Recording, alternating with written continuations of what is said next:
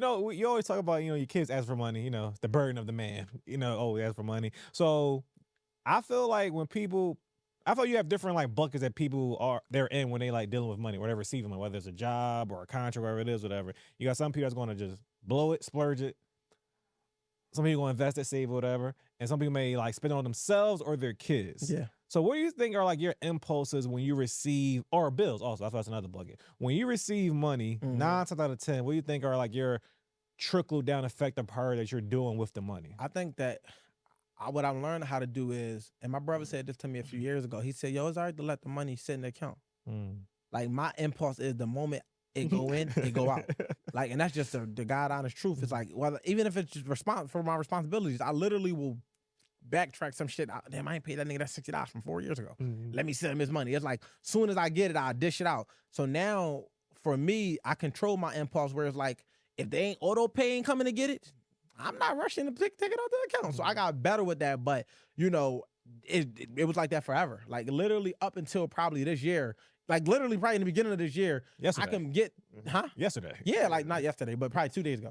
But I can get, let's just say a $5,000 check. Say if I get a return, when I'm taking return, it was $5,500 a month. So say if I get a new return, I get that $5,500. The first thing I start doing is spending the money. And then say if I get 2, 3 of them, I'm doing more, but I'm just spending the money. Like it's not like I'm like, all right, I'm gonna spend this portion, I'm gonna save. No, I'm spending the money, and the more I got it, the more I would just still spend it. It was so I realized there was a hole in my cup. It wasn't a money thing. It was a management thing for me. And it was like my impulse was, for some reason, I think I'm traumatized from child support, because child support, they just get rid of it. I got to get it out of my account because they will levy your shit. And it's like, for certain people that, why don't you just pay child support? First of all, you start in arrears.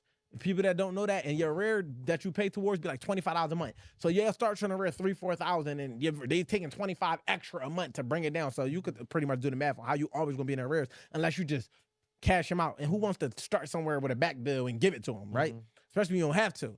So I say that to say, is like having that mindset for so long of child support, because they have took thousands multiple times, not once. Imagine waking up, nigga, they just tried to take a pound, $4,700 from me, and I got that situated. But they tried to do it like 2 weeks ago. And it was like, I go to the court, I'm like, yo, like, what's up? They're like, you making, now this was like for the first time, like I'm actually like on time, making all the payment. And the reason I say that is because I really just don't fuck with it. So I would just send my daughter the money. I'll do anything but give it to them. And when the principle. It's the principle, 100%. And then when I go, I'll just be like, yo, like, look, I got this. Because they'll let you show a Cash App. They'll let you show Apple Pay. So now I'll show it. Like, look, I sent it, but they don't like it, but they'll respect it. They'll give it some type of thought. That don't mean they can't penalize and punish you for it, and it's still going to raise your arrears. But I'm just saying, you're not looking negligent. But long story short, I actually just been paying them. So when it happened to me, I'm like, oh, like, what's going on? And they was like, no, as long as you got arrears, we can go in there and do whatever we want. So for me, for a while, I got so accustomed to hiding my money or not keeping it in my account that I think I created a bad habit. I mean, soon as the money come, I just get it right out. But I don't do that no more now. I got other ways. And to add a little more context to the thought, because I was talking to somebody, and this person I was talking to, they're like a very fashion forward person. Like they always stay with designer shit on and this and that or whatever. Yeah. Cool. But they was talking about something with their kid, and they like, yeah, like my kid was showing they want this and that. And I was saying, yo, nigga, that. And now mind you, we all know how it is. Like kids trying to act like your money is their money. We get that. But I also understood that I could tell that he didn't realize your expensive taste is being reflected onto your child. 100%. So you know, realizing that how I look at stuff is, I can't be just so super crazy done up and then my kids not to have some type of reflection of that or whatever. At least be clean. Right, but some people really be thinking like, no, this is my money. I'm about to look kind of crazy. And then the kid can just kind of look like, So I'm on it. So it's funny because... but some people also real quick, they'll... And I'm saying either one is right or wrong per se. As long as your kid is clean, that's all, that's what matters. Yeah. But some people know the kid be designered up and they be kind of more so chill, whatever, because their priorities a little different. I'm more the first guy than the second guy. But so to be fair, I don't really buy designer. Right, for sure. So like you be around me enough to see, like you don't see me come in Gucci to the... So it pisses me off when that's trying to be projected onto me for my kids. Like my baby moms would be like, yeah, because you be fly. Is the difference between being fly and wearing a bunch of designer? Like, I'm going to make sure I look good, but you don't know what this top could be $80. These pants could be $75. I'm going to make it look like some shit, but that don't necessarily mean I'm spending that type of money. So I'm not about to buy because I'm not a shopper. So my mind, it's not like now, in the areas where I will spend on me, I'm more open to spending that way on my kids. Like, it's like, but the things that I do that I spend my money on, they can't do. They can't hit the strip club and shit like that. So it's like, I look at like, I'll pay for experiences and I'll pay for necessities. There's no limit to what I will pay for my kid to have a certain experience, or my daughter's working on a book. If I have to pay for the software, or she need me to pay an editor or whatever, and she's 9, by the way, it's like, I'll do that. But when you telling me to pay $480 for a Burberry jacket, I'm not doing that. Like, so I feel like Target will suffice. I feel like H&M will suffice. Zara will suffice. Because at the end of the day, I don't want my kids having access or being exposed to something that they can't sustain. And what I mean by that is because they kids, when I say they can't sustain, it's like, you don't even know the value of what you're wearing because you didn't work for it. I understand when I spend $500, how many hours it took me to get that. Even if it was 1 hour, right? It don't matter. I worked myself to get to a point where I can charge somebody that type of money for an hour. So I understand the value of what I can afford to pay and spend on something. But for you to think because you see it that you should have it and you don't even understand the value of it, I would be asinine and delusional as a parent to be able to do something like that, because I'm creating a lifestyle that they can't sustain because they don't know what it takes to have it. So I feel like as long as if you look fly, your kids should look fly. The level of fly, it could be different. Like if you do buy yourself a Gucci shirt because you worked for it, that don't mean you got to buy your kids Gucci, but you can buy some Zara. Like if you buy yourself an 10% rule, fuck it, I'm creating some new shit. 10%. Your kids should at least equate to 10% of what you're willing to spend on yourself.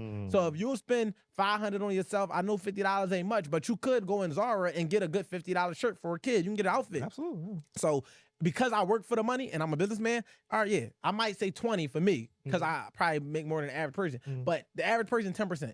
So if you, whatever you willing to spend on yourself, you should be spending, your kids should share like 10% of that. Gotcha. And you know, that's my math. Wolf math. And to be honest, and whether it's designer or not, I also just look at it as like one thing, even though my girl, we have way different spending habits for sure or whatever. But one thing we do have up when you get a chance. But go ahead. No. Yeah, one thing we do have in common is we tell me twice. One thing we do have in common is we both will buy something for our daughter before we buy it for ourselves. And like I gotta get better at that.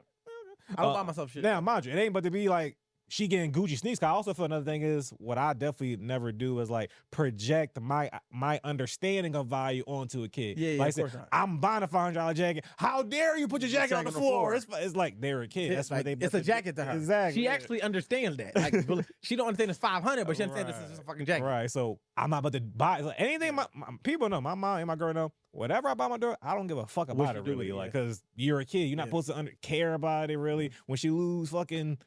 An earring. Yeah, whatever. Especially fucking earrings. Yeah, like, I know. We got daughters. Yeah, like, so anything like that, long as it's like, but again, I said before, long as you know I'm not about to buy it again, or not right now, I get it, whatever. Or, you know, she leave her toy somewhere. That's accountability. The toy's gone. I'm not about to fucking spend a block, drive across the state to get this shit. It's done. Nope. Look, if it's on Amazon, I get it again eventually, but it's done. But I understand you're going to lose shit, you're going to break shit, you're not about to value it. You're fucking a kid. Yeah. So that's why you're not about to get Gucci sneakers. No, that's, and to your point, I said like because I'm not a shopper, right? So that's why I gotta get better. Well, I did get better at it, but when I say I gotta get better is like because I don't naturally go to the mall. I'm not. It ain't like I go to the mall and walk past the kids section. Right. I don't go to the mall. So for me, most of the times, if you see me dressed, I'm wearing Philly brands or other brands, or you know maybe I got something online, but I'm not really a mall goer, mall shopper. Hell no. So and I'm not a woman, so I'm not just online shopping. Like I'm not just online looking at sales and shit to spend money on. So for me, it'd be like I always tell my kids' mom this, and I tell my oldest daughter like. I don't see y'all closet at y'all mom's house to know what's lacking. If y'all don't tell me, I won't know. If they like, oh, well, you know, you should just be thinking, I shouldn't just be thinking, I'm thinking about the fact that I got to pay for this trip that's coming up, or she might ask me for this hair money, or she might ask me for this spending money. I'm not thinking about the things that I can't see. And because I'm not a mall goer, shopper, fashion connoisseur, I'm not in them environments where I'm just thinking about I'm not thinking about clothes at all. So if you tell me sneaks is needed, clothes is needed, because of course it's inevitable. It's like, but that's why I'm sending money. That's what I'm sending money for. I'm expecting it to go towards something that's needed. I'm not expecting it to be like, oh, I use that for hair, but I'm gonna call you again in 2 days so you can buy some clothes. It's like, no, like, and that's why I had to set a boundary where it's like, look, I'm going to send a budget every week. The budget going to look different based on what I can afford. Like it might start here and it'll grow as my finances grow. But whatever that budget is for, if you got something that costs double the budget, you got to wait 2 weeks to get it. I do this with my oldest daughter, and now I just got into this, line of communication with my younger daughter. Like, I'm sending this money, and I don't care what it is. That's what I got for this week. Outside of me, covering certain stuff like the little after program bill and a little stuff like that. But I'm talking about strictly for if her hair need to be done, if she need a pair of shoes. Like I'm sending you what I can, and it's like make it make sense. Don't spend this and then think in 3 days that you going to call me again and I'm gonna just